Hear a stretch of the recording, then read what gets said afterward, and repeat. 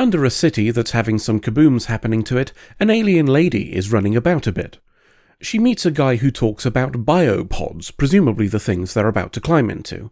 Whatever's kicking off upstairs, they plan to sleep through it.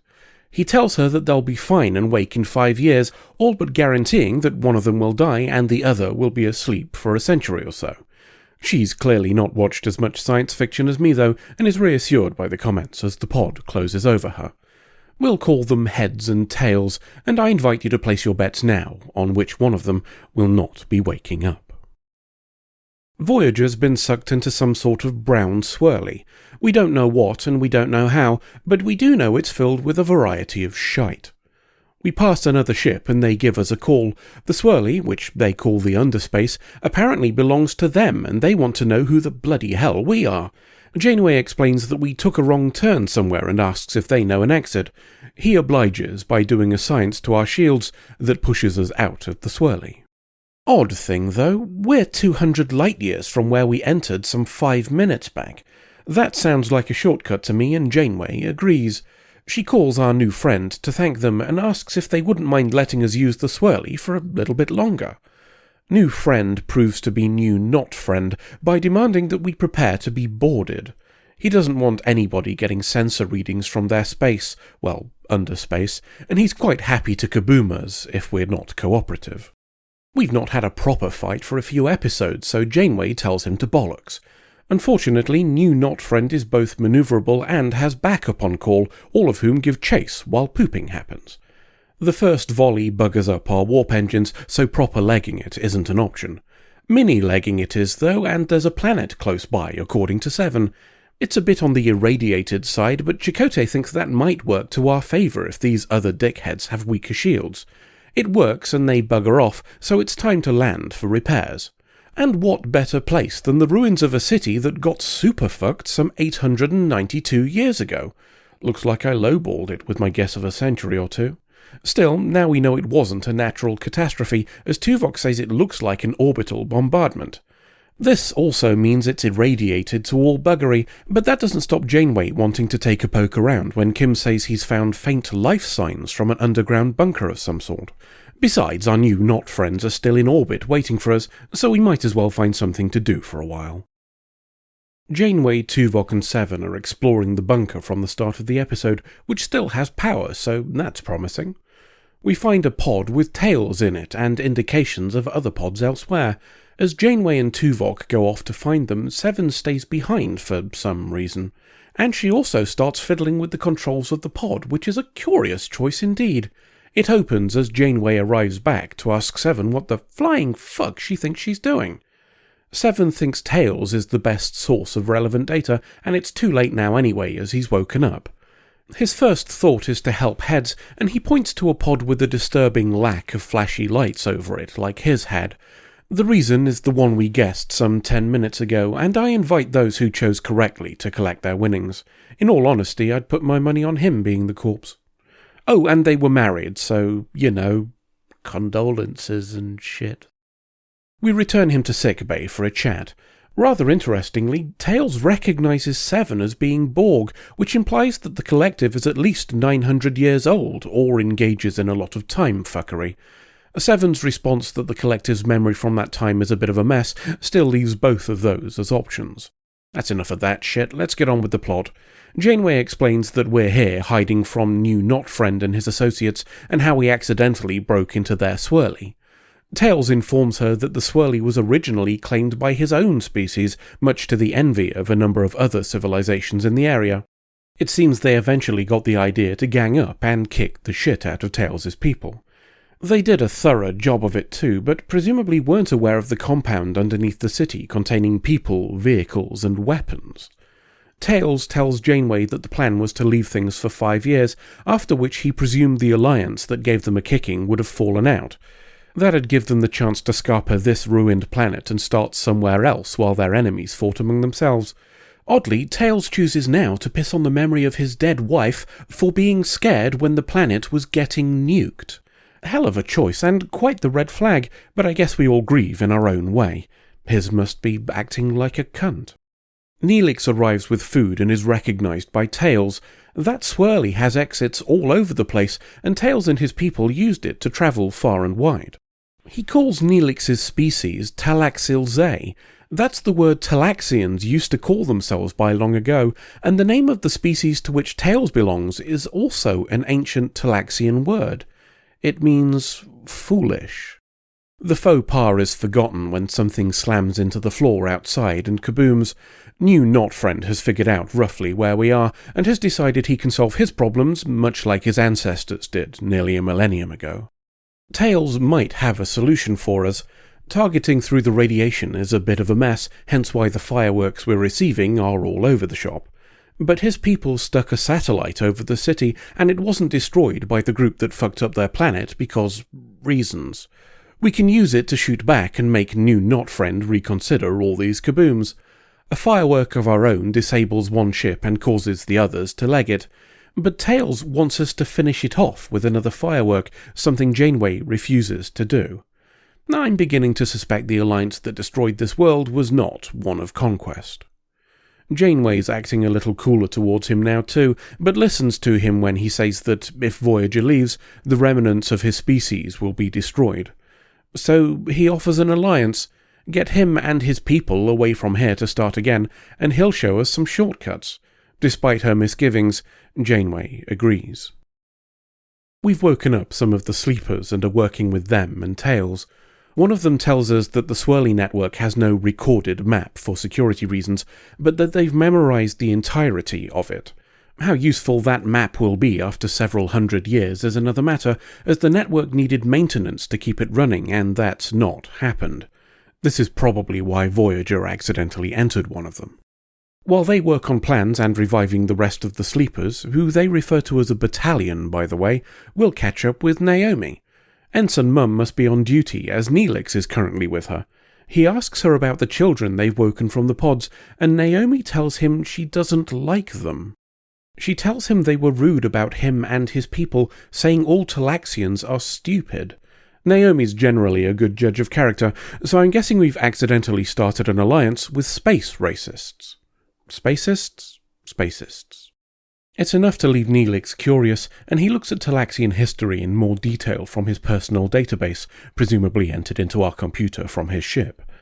The name of Tails' species, the one that translates as foolish, features in a number of Talaxian fables, and all of them have decidedly sinister names.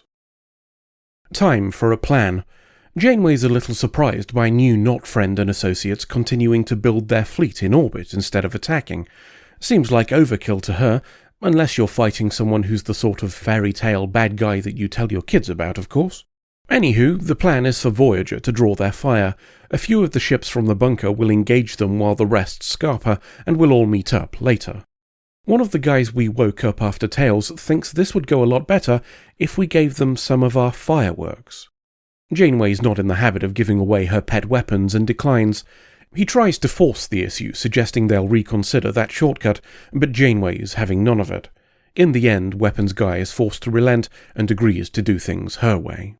To her face, at least. Back in the bunker, Weapons Guy is talking with Tails and doesn't like the sound of the planet they found to resettle. Much better to reconquer one of their old colonies. They can't do it with 900-year-old weapons, of course, but Voyager's all new and shiny, so he wants to nick that instead. When the fighting starts, he'll attack Voyager and land troops rather than provide support. Tails thinks the risk is too great, though shuts up after Weapons Guy threatens to stick him back in a sleep pod. Personally, I think he should listen to Tails. Boarding and taking over an alien ship while it's under fire from a whole load of other alien ships feels like a fucking terrible plan to me. Maybe this approach to tactics is why their whole species got wrecked. Seven's looking over the planet they've picked for Tails and friends. Or a completely different one, I guess, as the original choice was supposed to be in a nebula, and I don't see it here, but it doesn't matter anyway, so forget about it. As Tails is comparing Seven to the dead wife he was insulting earlier, Neelix calls and asks Seven to meet him in her cargo bay.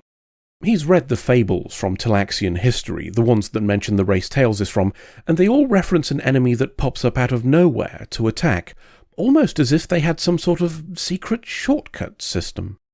Seven's skeptical of the data source, but she has a Borg database of her own from assimilated species, so is able to cross-reference some things. Whatever she found, it was enough to bring to the captain. Janeway summons Tails and wants to know the facts of their history. They say they're cultured explorers, but multiple other species know them as a bunch of utter cocks. Tails tries to tell her the truth is somewhere in the middle, his people having occasionally used the swirlies to launch attacks. He also says that's behind them, as they're hardly in a position to do something similar right now. Janeway's more worried about Voyager itself, but even so she's not willing to cut them loose. I don't know if it's altruism or the chance of a shortcut, but she's still going to help them, though with some slight alterations to the plan. She calls Weapons Guy to explain that she knows they're a bunch of lying bastards, and as a result, she wants only 10 of their ships to be armed or the deal's off. They'll only need 10 to engage the ships in orbit anyway, and the rest should be trying to leg it. Weapons Guy isn't fond of this alteration, so much so that he's just going to attack Voyager now instead. Multiple ships take off and start pooping at Voyager, as Janeway decides that it might be time to get the fuck out of Dodge. The good news is that our warp engines are fixed. The bad news is that we'll need to get out of the atmosphere to use them, and Weapons Guy is determined to make sure that doesn't happen. Voyager swats a handful of them aside, but they're more than replaced by new launches. Well, if they're going to keep bringing reinforcements, it's only fair we do the same. Janeway calls new not friend, the one who chased us down here in the first place, who's still in orbit with his mates.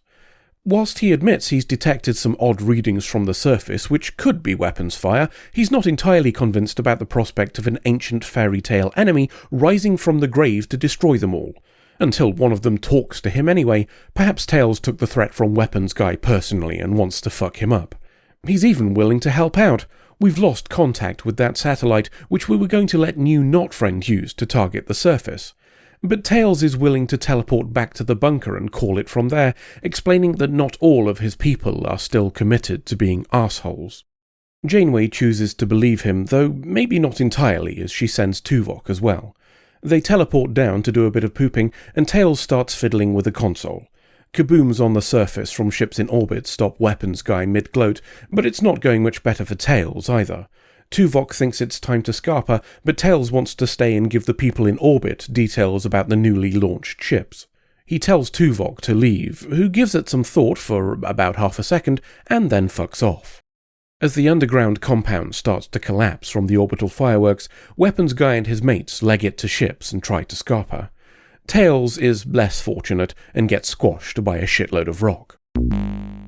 Up on Voyager, Janeway's decided that we can suck in some of the radioactive guff from the environment and use it to power the ship after taking all of those hits. Some minor bridge kabooms don't stop it from working, and Voyager escapes the planet, then buggers off, while everybody else has a bit of a punch-up. We'll assume they teleported Tuvok back on board first, despite nobody mentioning it and Kim previously saying he'd lost the teleport lock. A little later, as Voyager's flying away, Seven has some unfortunate news. Some of Weapons Guy's ships managed to make it into the Swirly network. She's now of the opinion that she might have done a bit of a fucky by waking up the ancient warlike oppressors who terrorized dozens of species, which I think is a fair conclusion. Janeway seems to agree, implying that the Swirly network might mean this isn't the last time we'll see them, as we fly away. Guilt is a complicated thing. Descendants blaming descendants for crimes of a millennium ago is difficult enough, but what if one side are the people who actually committed those crimes? Does the gap of 1,000 years and the almost complete destruction of their race make them personally any less culpable? They're still the same people with the same blood on their hands, but any suffering they caused would have been felt only in an abstract manner by the families of those victims several thousand generations later. And could they even be judged fairly?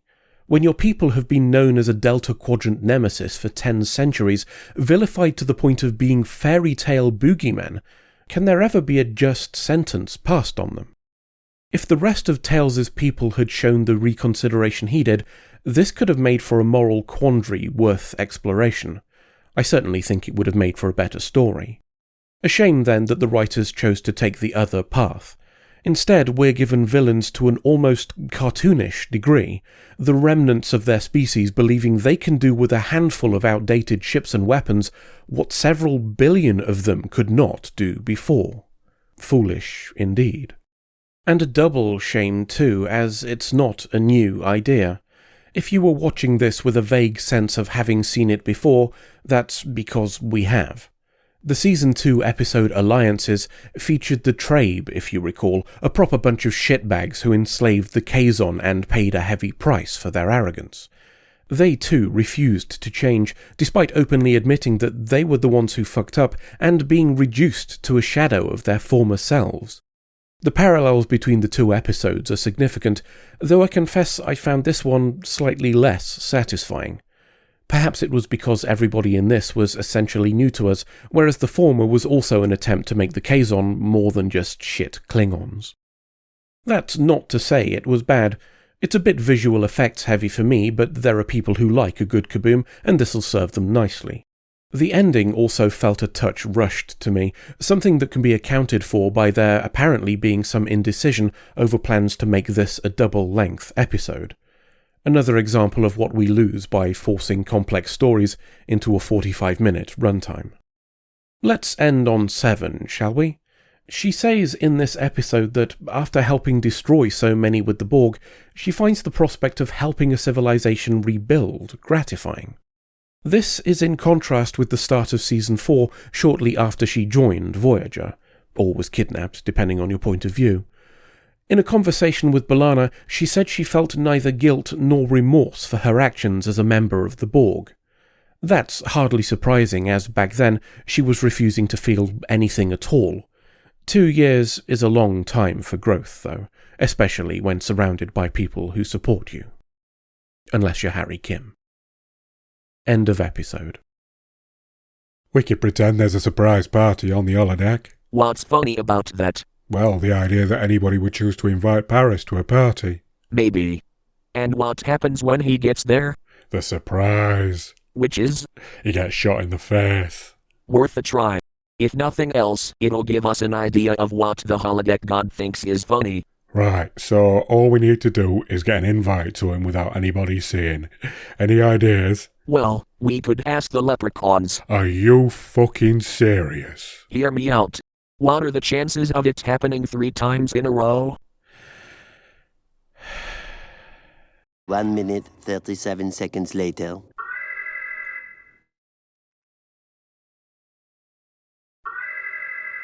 You know, I think I'm beginning to detect a theme. Woof.